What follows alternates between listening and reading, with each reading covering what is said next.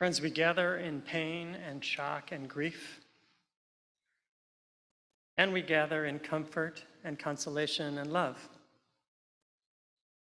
We're here to mourn the passing of Alan Fisherman, and we're here to give honor to his life. We begin the service with the recitation of psalms and prayers that comfort us.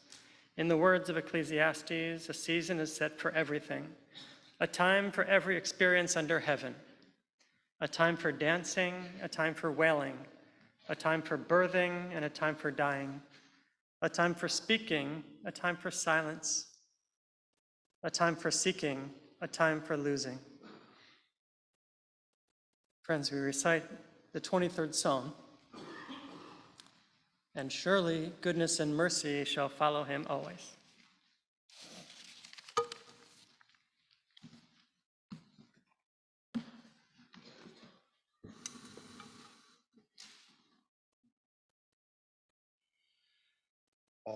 Adonai roi lo echsar,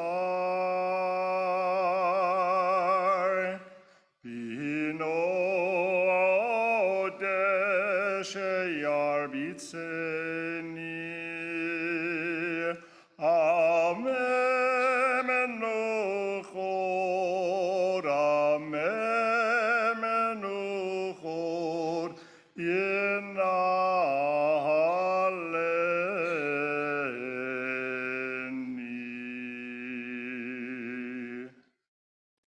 Nafshi shovev yeshovev, yancheni v'magelei tzedek, yancheni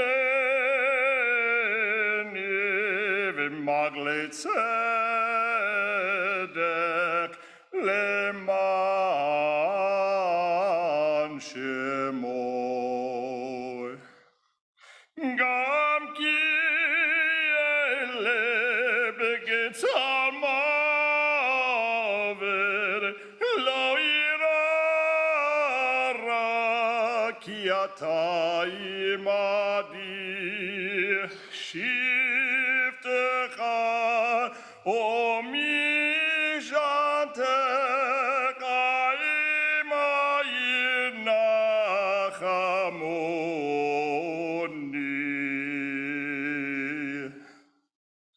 Taroch lefanai, lefanai, shulchan neged tzorerai, dishanta v'Hashem roshi, kosi revaya.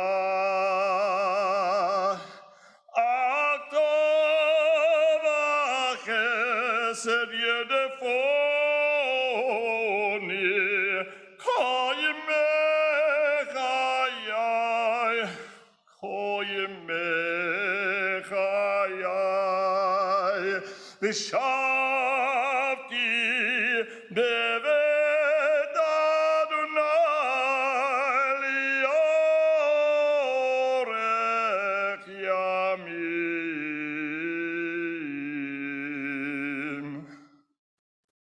Adonai roi lo echsar,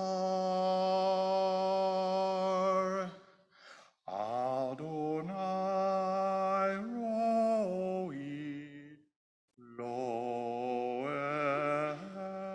echsar.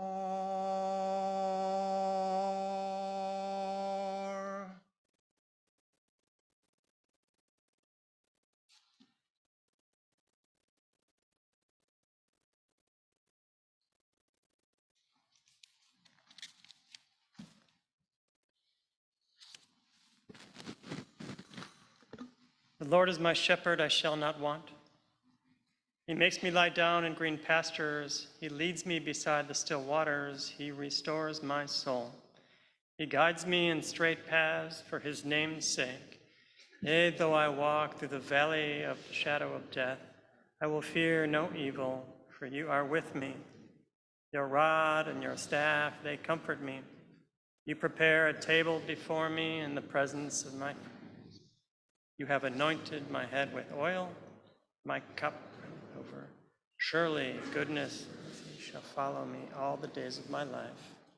I shall dwell in the house of the Lord forever. Our condolences go out to Iris, Alan's wife for 48 years, to his children, Mike and Jackie, Stephanie and Randall, his grandchildren, Leah and Emery, who he loves so much,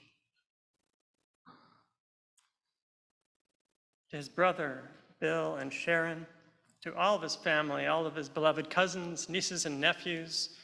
You all know how much he loved you, so much that he was looking forward to a car trip across America to visit all of you. Alan will be missed by so many people.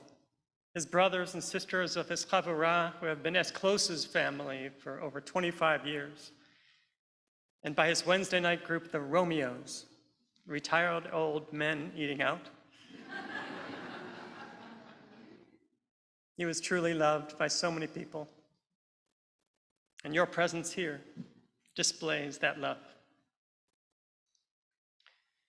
And so I'd like to invite the family to offer their memories and eulogies. Mike?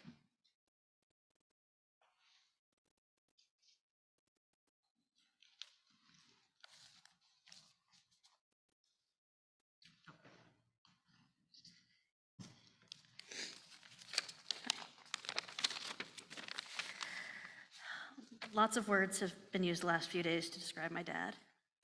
Fun, generous, gracious, a kid at heart. Thank you.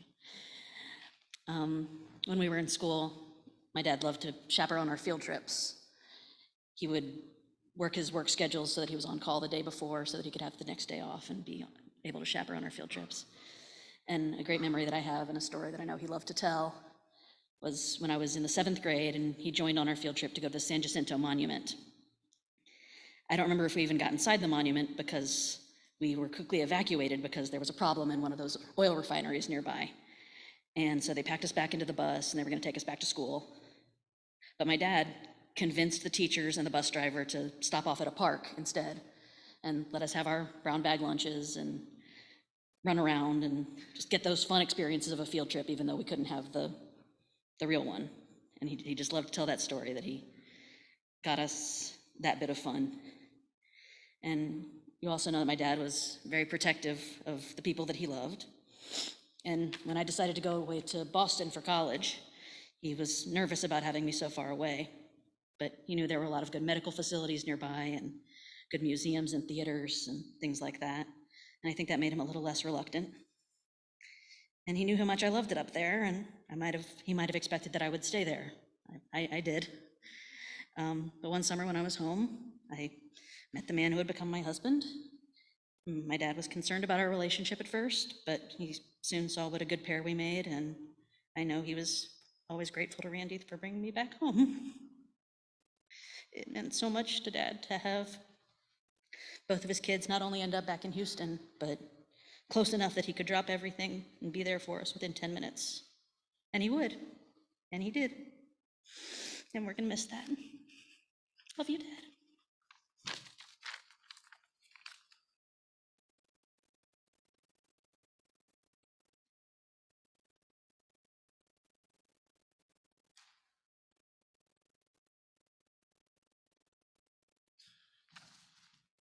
Don't know if I've been up here since my bar mitzvah, so I have a feeling my voice is going to crack the same today. So, yeah. There we go. All right. So, surreal. When people asked how I was doing the last 2 days, all I could say was that this was surreal and heartbreaking. He'd come over Friday, twice. We were texting Saturday night. We had plans. For next weekend, for the summer, this wasn't supposed to happen. But now he's gone, and it doesn't feel real yet. There's so many people sitting here today or on Zoom that I've known my whole life, friends and family throughout my dad's life, and they're all in this room. What a great testament to my dad, and thank you all for coming. My dad has been my rock for 39 years. He's who I'd call when I needed someone to help pass the time on a short drive, or I wanted to talk through a major life decision. He was super involved in everything throughout my life, from soccer to Little League, spending what felt like the entire summer in our pool playing games with Steph and I. We had a house in Conroe that we'd spend weekends at when I was in middle and high school. We went to plays as a family, on cruises, Disney World. When I say we went to Disney World, Alan was the guy wearing the fanny pack and goofy ears hat. He was all in. Sitting with Rabbi Teller yesterday as we told the story of Alan Fisherman, 4 main words came to mind: caretaker, loving, selfless, and family. I'm not sure whether all of you here knew this, but my dad used to be an anesthesiologist. He was very proud of reminding us that he went to doctor school, but he was always there for a scrape or a sprain and being incredibly overly technical in his diagnosis and recommendations. Things like, don't forget to take your acetaminophen, Tylenol. But like everything else he did, it came from such a place of love and wanting to help. And my dad was so generous with his time. I'm sure at least half the people here have been driven to or picked up at the airport at least once by this man. He'd always be there with a smile, no matter the time of day or how many trips to the airport it took. Even if, hypothetically, you told him it was for a work trip and someone else would be paying for the Uber, he'd insist. He was such a great and caring dad. And it was such a comfort knowing he was always there for me. No matter what he had going on, he'd always pick up the phone and be there when I needed him. One of the last things I'll always remember is just this past Friday. Emery was homesick, and Leah was having her first in-person Shabbat. I called my dad at the last minute to see if he wanted to go, and instead he insisted that he come watch Emery so I could go. He wanted to make sure I got to be there. He was there within minutes, and I was able to go to the first in-person Shabbat at Schlinker in over 2 years, and I got to see Leah jump up with a smile and run to me when I walked in. I owe that, and so many other special moments I got to experience, to the love and selflessness of my dad. And family. He loved his family and his extended family so much. He would do anything for them. And there's not enough time in the world to talk about how much everyone here meant to him, so I'm just going to focus on 2 people. Some of you know my dad had a heart attack a little over 7.5 years ago. They put in a stent and he missed a cruise. It was scary, but we got through it, and it gave us all a sense that he was unstoppable. But at the same time, those last 7.5 years were a gift. My dad was determined to take full advantage of the time he had. When he had his heart attack, Jackie was pregnant with Leah, and we told him he wasn't allowed to go anywhere because he had a granddaughter to meet. And then he got to meet Leah, and he was such an incredible Zadie. He'd be on his hands and knees, crawling after her, chasing her into her little tent. And then he got to meet Emery, and the energy didn't let up. My girls adored him. Their eyes would light up, and they'd run to the door whenever they knew Zadie was coming over, and they'd all immediately run up to the playroom, and he would start playing whatever game they wanted with them, not watching them play, but on his hands and knees, being part of the game with them. I know they're going to miss him so much. Yesterday I was explaining to Leah that in Judaism, when someone passes away, we say, may their memory be a blessing. I'm so thankful that my girls got this much time with him. It wasn't anywhere near enough, but I'm comforted knowing that both my girls will grow up with lasting memories of their Zadie. Leah, Emery, your Zadie loved you so much. Getting to spend these years with you was such a gift and one of the highlights of his life. Mom, Dad loved you so incredibly much and would do anything for you. If I thought he was there for me or had my back, it was 1,000 times more for you. Other than maybe Leah and Emery, you were his whole world. I can't begin to comprehend what you're going through right now. Just know that me, Jackie, Steph, and Randy, and everyone here today are here for you, no matter what you need. We love you. Your dad is meant to love you unconditionally, to have your back no matter what. I was so lucky to have 39 years of my dad standing firmly in my corner. I learned how to be a father from him, and I hope I can give my girls the same role model that he gave me. And I know that wherever he is, he'll be looking down on me and helping continue to guide me, even if it's only to make sure his granddaughters are taken care of. I love you, Dad. Thank you.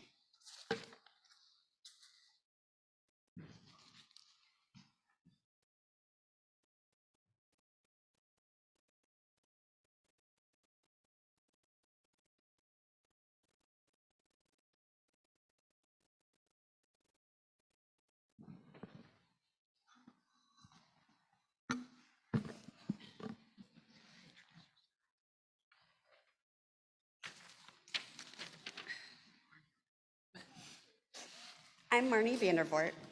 I'm Heather Scher. And I'm Amy Hartman. But as a unit, we will always be known as the Leonard sisters. Our mom, Cheryl, is Iris's older sister. And Iris, well, she's our Auntie I. Uncle Al has been an integral part and an important part of our lives since the day we were born. For me, though, it was literally from the moment I was born. He loved to tell me that he had known me my entire life because he was on call at the hospital in Galveston the night I arrived. And as we all know, Uncle Alan was a storyteller, and this was just one of the many stories he loved to share with us. And if you've heard an Uncle Alan story once, you've probably heard it at least 1,000 times. Luckily, we can all now carry these stories and share them with the next generation. He was always there for each of us in his own special, selfless way, like insisting that he pick us up from the airport and even let us borrow his car when we came in town. He would always give the absolute best and tightest hugs. He flew in with Aunt Iris to Chicago multiple times to help in countless ways when our son Petey was sick. By often picking up the other phone to join conversations when we were chatting with Aunt Iris. Always with good company barbecue and a pecan pie.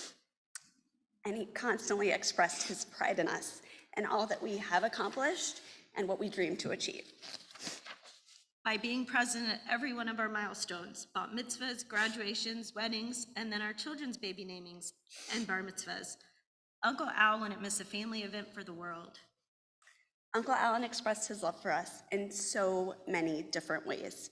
We can only hope he knew how much we loved him right back. And although he's not physically here with us, we know he'll always be here when we retell his stories. And when we feel a genuine warmth and connection with someone we just met. When we see a big smile and readers in someone's pocket. When we hear that distinctive Houston accent. When we catch a Texas A&M game on TV, although cheering for them is definitely a stretch. When we spot an old wrecked Corvette convertible. Oops, I took Amy's line. Sorry, he would have laughed at that too, but I have to take this one also. Yeah. When we play a round of golf or watch the Masters, which is where he met my now husband Derek for the first time.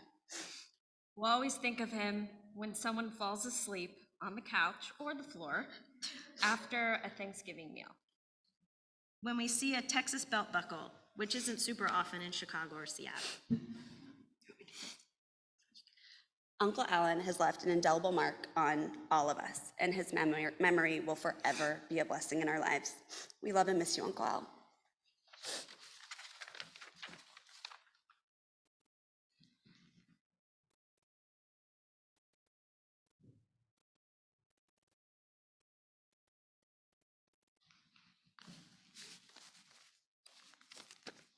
I'm Iris's little brother, Gary, and I also haven't been up here since Mike's bar mitzvah. I've had this kind of odd cognitive dissonance the last day or two, telling people that my brother-in-law died, when in fact, Alan lost the moniker of in-law several years ago, that Alan really was my brother. And that's how I felt, and that's the relationship that we had. But we didn't start off that way.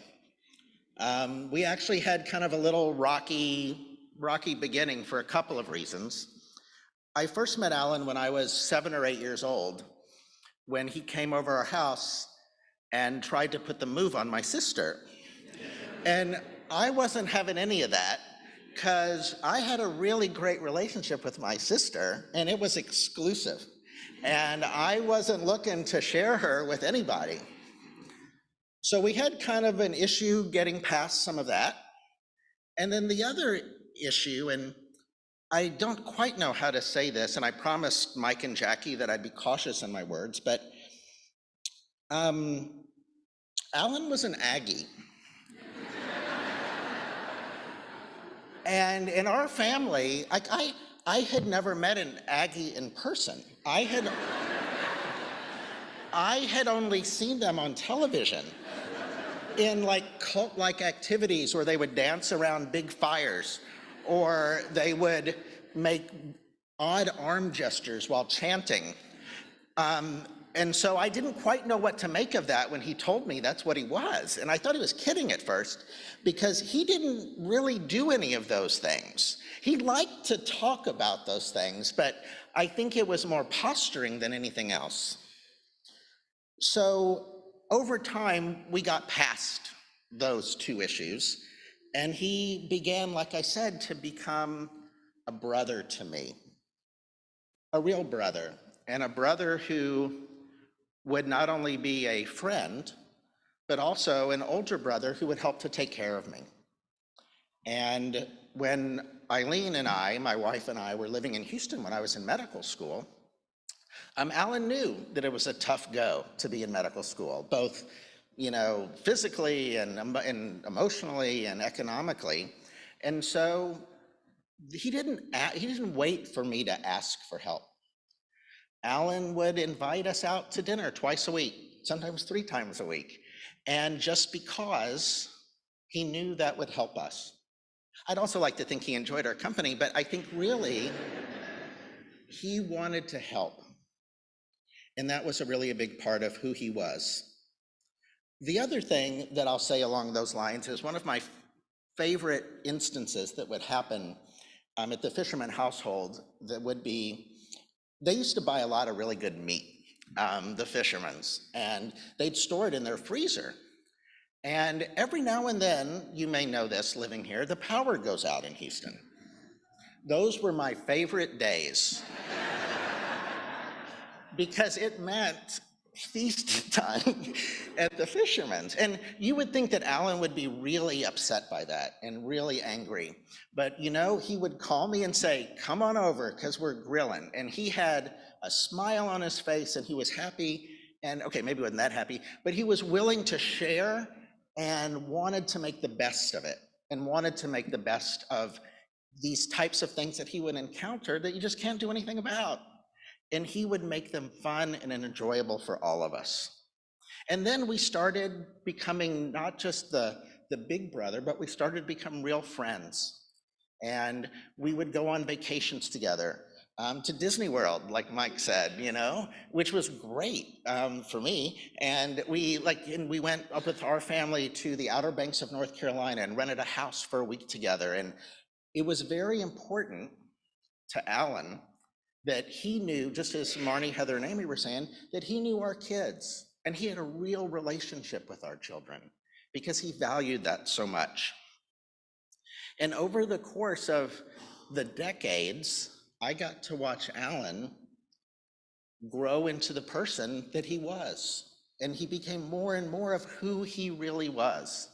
And that meant that zest for life and all those other components became just so much more expressive in everything that he did the longer he was alive. He didn't become cynical as he got older. He became more generous, more honest, more human, more loving, which is something, boy, we could all take to heart. And I want to say, when I was trying to think of what's a word that could describe Alan in some way and with all these different characteristics, and I don't know if this is the best word, but it's the one that came to me the strongest, was that he had a special kind of Alan zest. He had a zest for life.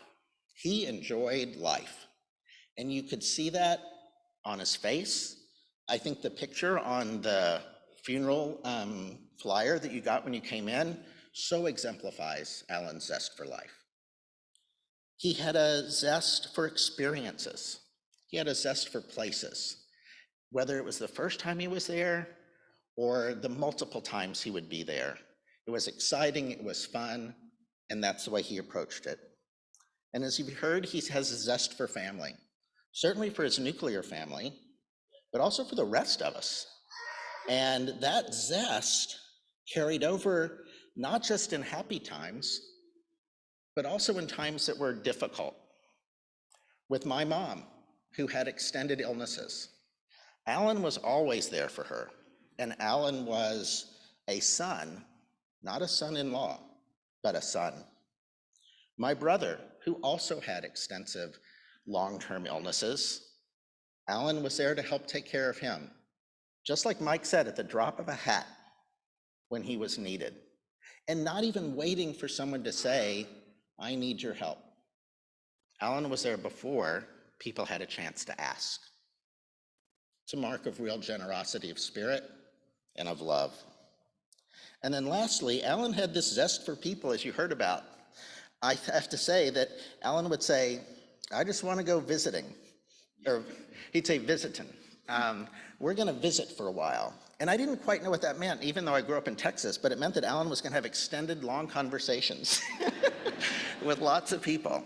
And I knew that when we would travel together, he never met a stranger. And I had to, like, if we would go on a walk together, I kind of had to allow extra time for Alan to kind of just schmooze with whoever he just decided he was going to schmooze with. And it was wonderful to see that. And as you all know, he loved gardening.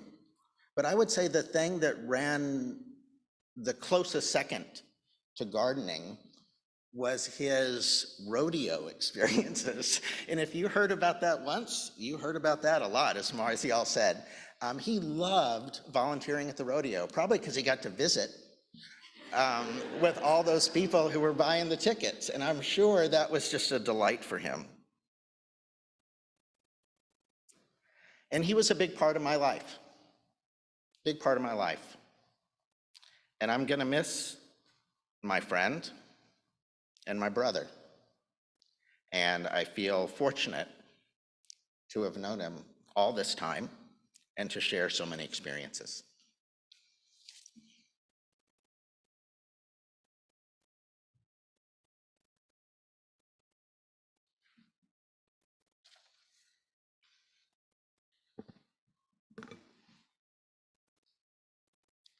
Friends, we are all so sorry for your loss. To his children, to his family, Leah and Emery and Winston and Albert, and all of us. Alan was born on July 19th, 1949, to Frank and Edna Fisherman of blessed memory, a second-generation Texan.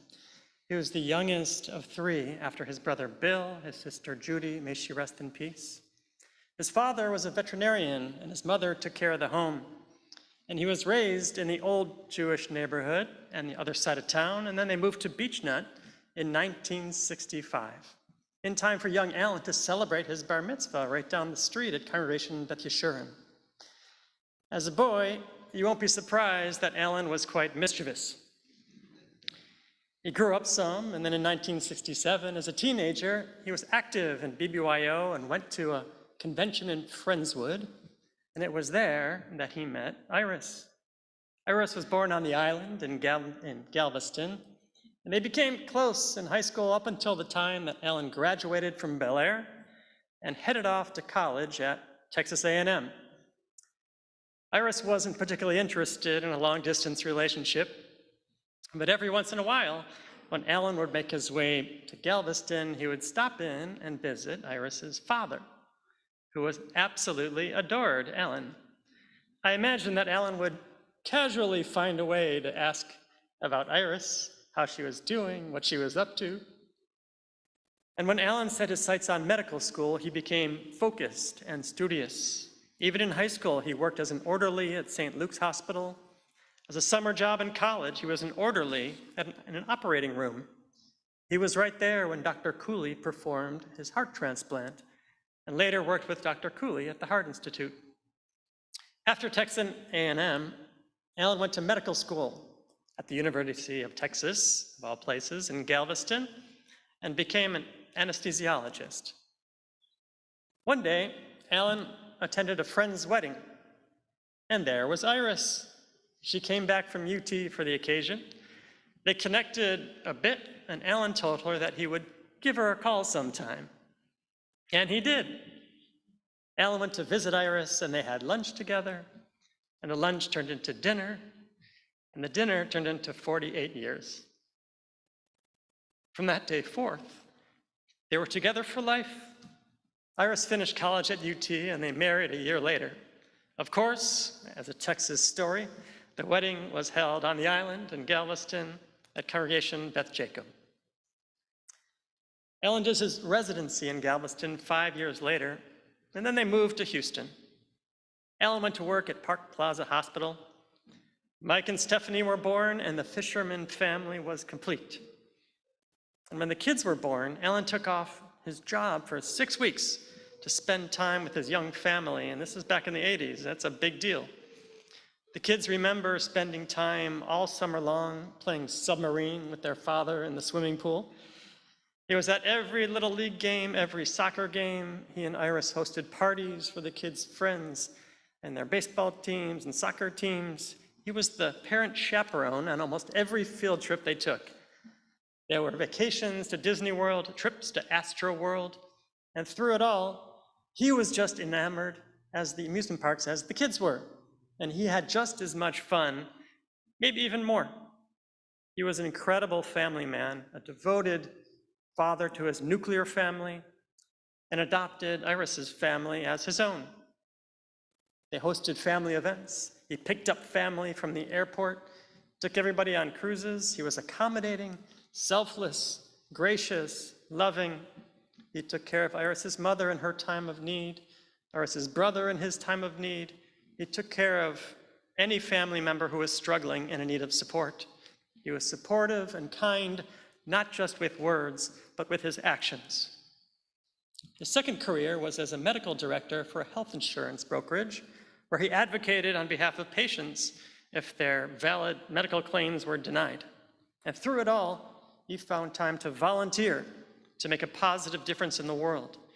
He volunteered at the Houston Nursing Education Foundation.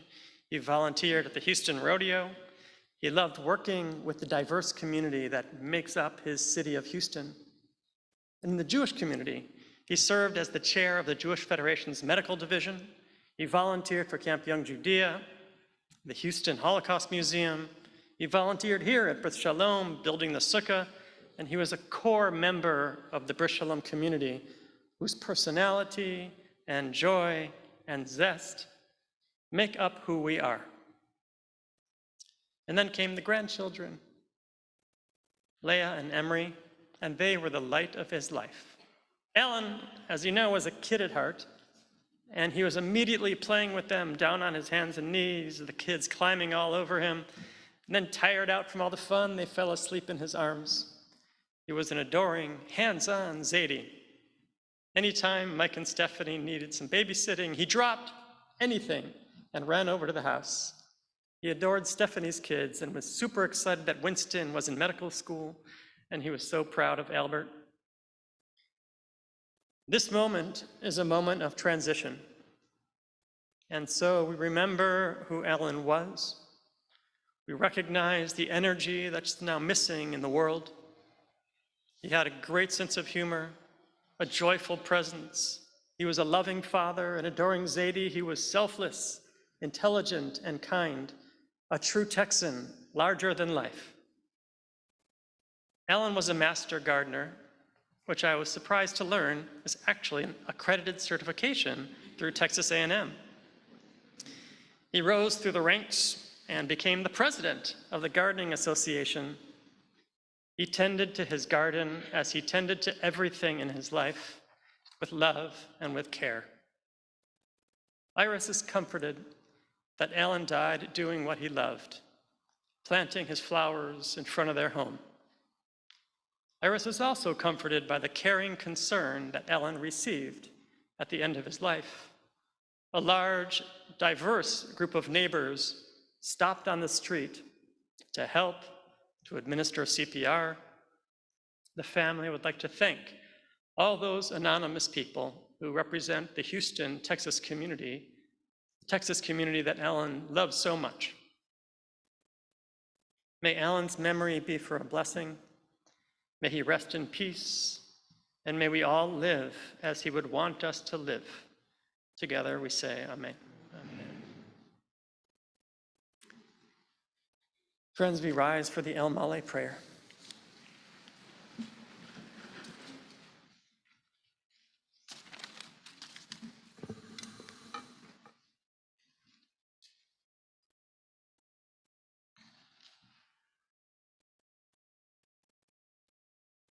El Male Rachamim Shochin המרוממים.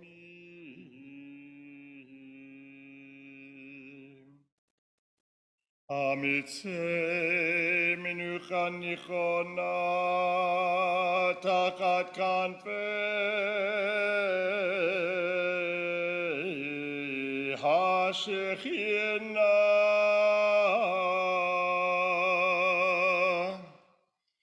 במעלות קדושים וטהורים כזרקיע מזהירים את נתמר חנוך מלך בן אפרים שהלך לעולמו בגן עדן מנוחתו.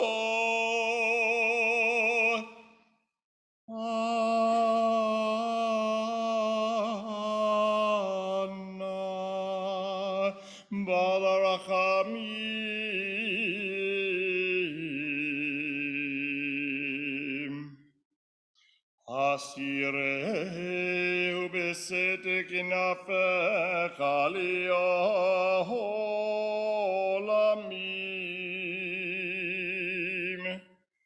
Utzro b'tzora chayim et nishmato Adonai u'nachlato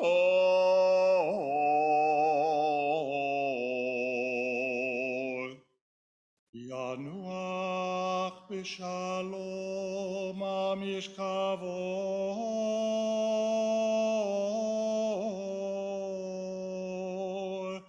v'nomar amen.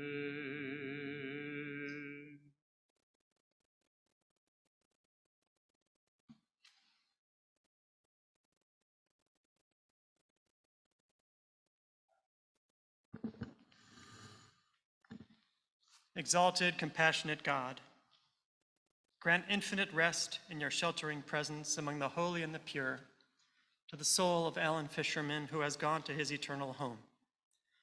Merciful One, we ask that our loved one find perfect peace in your eternal embrace. May his soul be bound up in the bond of life. May he rest in peace, and together we say, Amen. Amen. Mourners Kaddish. Yitgadal v'yitgadash Shemei Rabbah, be'alma divra kirute v'yamlich malchute, v'chayechon v'yomechon v'chaye dechol Beit Yisrael, ba'agala u'bizman kariv v'imru Amen. Yehei Shmei Rabbah mevorach le'olam v'lomei omaya. Yitbarach v'yishtabach v'yitba'ar v'yitromam v'yitnaseh. V'it hadar, v'it aleh, v'it halal, shemei de kudesha, brichu, le'ela, min kol birchata, v'shirata, tushbachata, v'nechemata, da'amiran, v'alma, v'imru, amen. Yehei, shlama, rabba, min shemaya, v'chayim aleinu, v'al kol Yisrael, v'imru, amen. Oset shalom bimromav. Hu ya'aseh shalom, aleinu v'al kol Yisrael v'imru, amen. May the one who makes peace above bring peace and comfort to us below.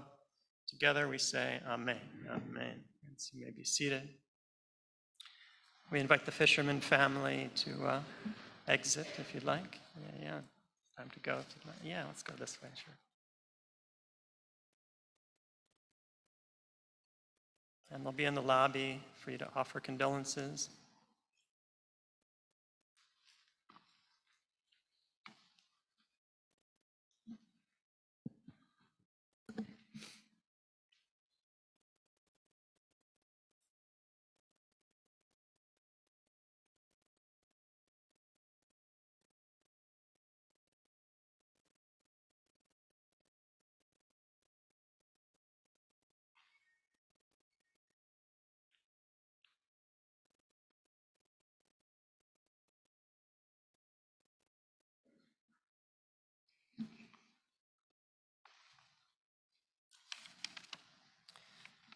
Friends, thank you all for being here. May